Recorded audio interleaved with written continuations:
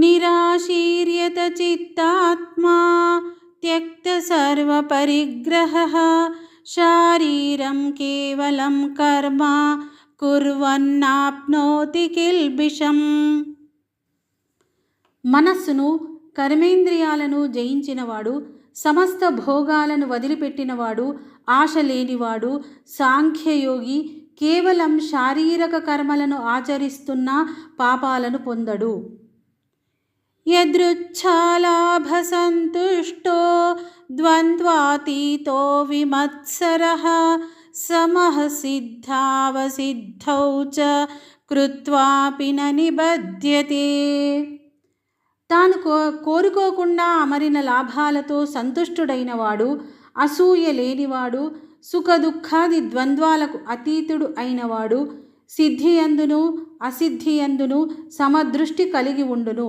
అట్టి కర్మయోగి కర్మలను ఆచరిస్తూ ఉన్న వాటి బంధాలలో చిక్కుకొనడు. గత సంగస్య ముక్తస్య జ్ఞానావస్థితచేతసః యజ్ఞాయాచరతః కర్మ సమగ్రం ప్రవిలీయతే. ఎందుకంటే ఆసక్తి, దేహాభిమానము, మమకారము ఏమాత్రం లేనివాడు, పరమాత్మ జ్ఞానమందే ఎల్లప్పుడూ మనస్సును నిలిపినవాడు, కేవలం యజ్ఞార్థమే కర్మలను ఆచరించువాడగు మనుషుని కర్మలన్నీ పూర్తిగా మిగిలి ఉండవు.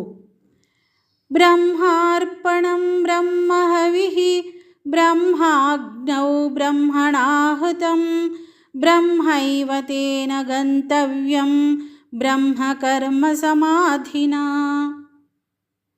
అర్పణము బ్రహ్మము, హవిస్సు బ్రహ్మము. బ్రహ్మమనే అగ్నిలో బ్రహ్మరూపుడైన యజమాని చేసే హోమము బ్రహ్మమే, సర్వం బ్రహ్మమే అనే భావనతో హోమం చేయివాడు పొందే ఫలము కూడా బ్రహ్మమే. దైవమేవాపరే యజ్ఞం యోగినః పర్యుపాసతే బ్రహ్మాజ్ఞావపరే యజ్ఞం యజ్ఞేనైవోపజుహ్వతి. కొందరు యోగులు దేవతలను ఉపాసించే యజ్ఞాన్ని చేస్తున్నారు. మరికొందరు ఆత్మైక భావనచే బ్రహ్మమనే అగ్నియందు హోమం చేస్తున్నారు.